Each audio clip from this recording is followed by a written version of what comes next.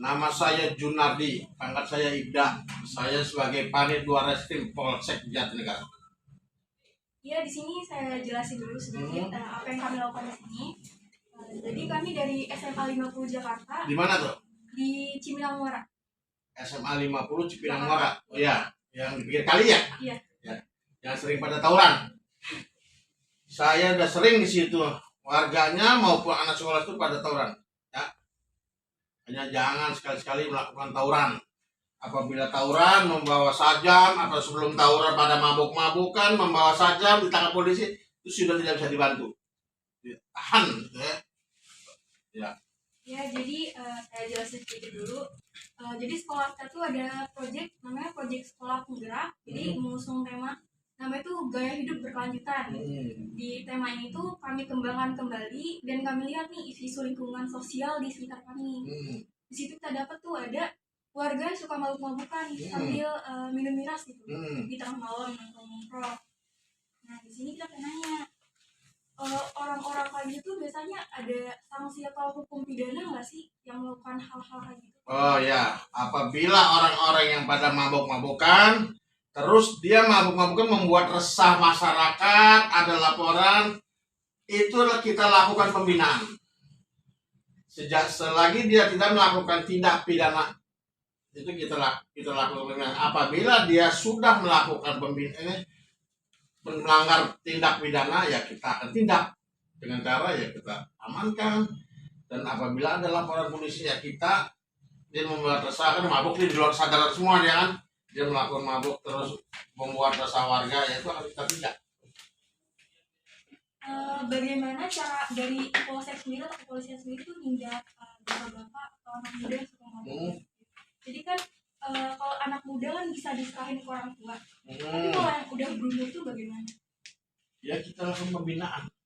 Walaupun sudah turun, dan selagi dia memabuk, kita lakukan pembinaan, kita nasihati, kita bagaimana itu supaya dia tidak mengulangi lagi dengan cara dia membuat pernyataan. Dan apabila dia melanggar lagi dan dia melakukan mabuk sambil melakukan tindak pidana, contohnya ya dia menusuk orang, terus dia membuat resah, itu pasti kita lakukan penindakan secara hukum. Berarti sama rata ya Pak? Dari anak sama muda rata, sampai iya.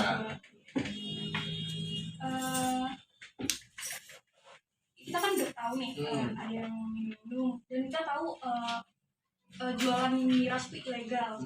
Nah, kok mereka masih bisa dapat miras itu? Dia miras itu rata-rata ada yang mempunyai surat izinnya. Polisi ini tidak bisa membeli karena dia punya izin. Yang bisa mau ini ke kelurahan ataupun kecamatan. Jadi harus ada kerjasama dulu dari Makanya kita sering lakukan operasi berserta 3 pilar. Berikut kecamatan, kelurahan, polisi, diamankan atau dibawa ke kelurahan. Ya, mungkin atau kecamatan. Terakhir Pak, tadi kan udah ada sanksi tuh, udah ada tindak pidana kalau melakukan kejahatan. Terus untuk mencegah atau penanggulangan lah, kira-kira tuh apa yang dilakukan pihak polisi? Ya untuk mencegah supaya tidak terjadinya lagi dia pada mabuk-mabukan, pada siap dia mereka pada sedang nongkrong-nongkrong atau bagaimana, ya kita secara 3 pilar selalu kita bubarkan. Rata-rata ya mereka minumnya sembunyi-sembunyi di luar sepengetahuan masyarakat, tahu-taunya sudah mabuk, ya itulah yang tidak bisa kita ini, karena mereka sembunyi-sembunyi pelan-pelan. Kalau pada saat di tengah pinggir jalan atau di mana-mana itu ada yang begitu, kita bertiga pilar bersama dengan 3 pilar akan kita lakukan pembubaran. Jadi harus ada kerjasama ya Pak dari pasti kerjasama 3 pilar ya. Namanya 3 pilar itu ya. Warga, kelurahan, kecamatan, polisi, TNI. Kalau di sini tuh Bimas. Berikut 3 pilar kita lakukan pembinaan, pembubaran antara warga-warga yang pada mabuk-mabuk. Itu tuh harus ada kerjasama kok ya. Pasti kerjasama. Sepengalaman saya, biasanya tuh warga situ tuh tahu ada yang mabuk di situ tapi nggak mau lapor. Itu gimana? Nah, itulah warganya yang ini, dia tidak terlalu acuh terhadap lingkungan tuh warga yang begitu. Makanya minimal kalau ada yang begitu lapor ke RT atau RW setempat. Jadi kan di setiap lingkungan tuh ada yang namanya keamanan. Itu lapor ke keamanan. Pasti keamanan itu akan berjenjang melaporkan kepada kelurahan, ke polsek. Lalu dari situ kita lakukan tindakan. Mungkin yang lapor takut sama di ke RT lah, minimal ke RT, atau ke RW ya pokoknya. Pasti itu akan ditindaklanjuti. Nggak mau nih lagi sibuk kan, Ya, mungkin itu pakai aja dulu. Pak. Ya. Makasih Sama-sama. atas kesempatannya. Iya. Kenal dulu nama Bapak sama dia. Saya Pak Menteri kelahiran Salaman Magelang 50. Tidak bisa sebagai apa sih? Di sini saya dari tahun 70 sampai sekarang nggak lama, 22 tahun. Mungkin saya jelasin gitu Ya, dulu monggo, biar silakan. ini, ya. Jadi kami dari sekolah Ya. SMK 50 Jakarta. Ya, Di sekolah kami itu ada proyek sekolah penggerak dengan tema gaya hidup berkelanjutan. Jadi kami di sini mencakup masalah-masalah lingkungan sekitar untuk menjalani. Jadi masalah yang kami bawa itu salah satunya itu kayak sering terjadi warga yang suka minum atau nongkrong malam-malam. Jadi kami memang Bapak pernah mendapatkan laporan dari keluarga terkait orang yang suka minum miras tengah malam. waktu itu ya, tapi sekarang ini nggak ada. Kira-kira 5 tahun yang lalu kita sampai ambil dari Tangerang di sini, kita ditantang juga.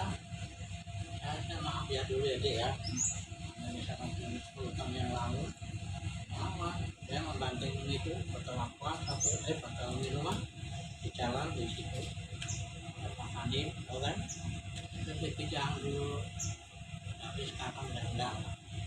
Mereka udah, kalau masih mau begitu-begitu nggak ada bantuan dari pemerintah gitu loh deh. Ya, akhirnya karena mereka udah mulai ini sadar, emang nggak mau kan kalau sulit. Alhamdulillah pasca kita ini kemarinnya dapat berapa, hampir 70 kakak datang beras. Ini bisa masuk rumah, makanya mereka dulu nggak mau minum gitu loh. Terutama ya maaf juga ya Mbak, sama nih, ini kan orang sini nih, masih tahu dia ada warga sini pribumi, kalau yang orang mangga itu. Mungkin apalagi yang mau ditanyakan, silakan. Tindakan tegas yang dilakukan itu contohnya misalnya apa yang Bapak lakukan sebagai ketua lingkungan setempat? Saya ambil papannya, kita ambil dari kelurahan,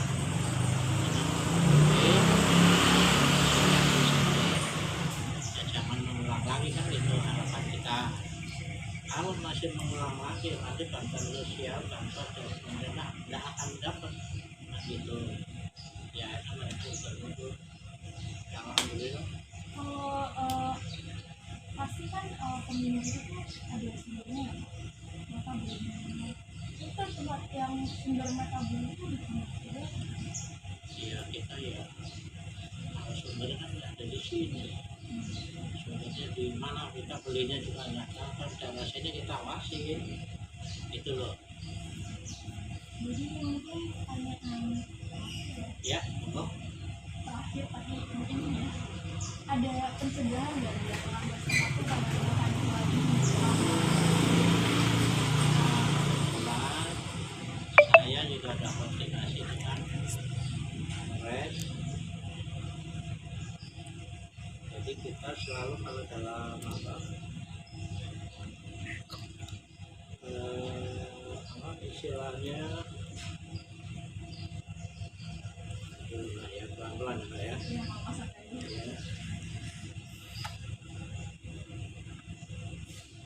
Ya pasti kita mengadakan pencegahan Mbak, dan misalnya berulang lagi.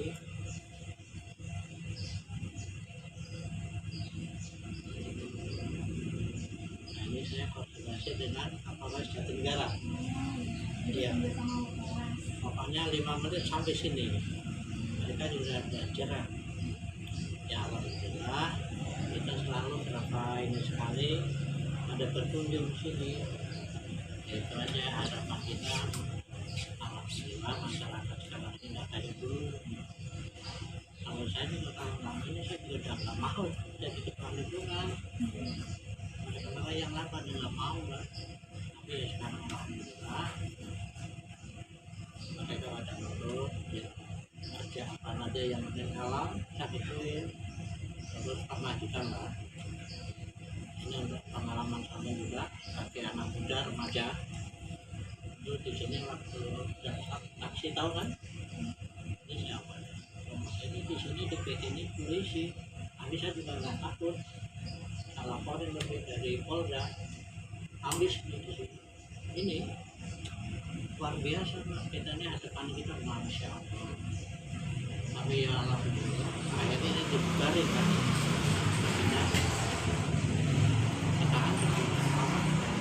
Kita juga punya backingan dari polisi yang benar-benar kita juga ada backing polisi. Modelnya itu sambung, ya kan? Itu jago. Jadi ada kerjasama juga dari warga biar nggak terulang lagi ya? Ya, kita panggil, kita bikin surat pernyataan. Terus ini juga diusir dari sini. Besar lah di sini dulu. Depan mata saya sendiri ya. Itu loh, kan kita nggak mau ekspor keluar, enak. Jadi salah satu solusi untuk mengatasi hal tersebut tuh harus ada kerjasama ya, kolaborasi dari Bapak. Dari kepolisian, dari HPP, saya juga minta izin dengan Kapolda. Orang Cipinang Muara itu kan saya kan nggak pernah sering ke sini, apa keluarnya kan gitu. Ya alhamdulillah. Itu di bidang itu ya. Gitu ya.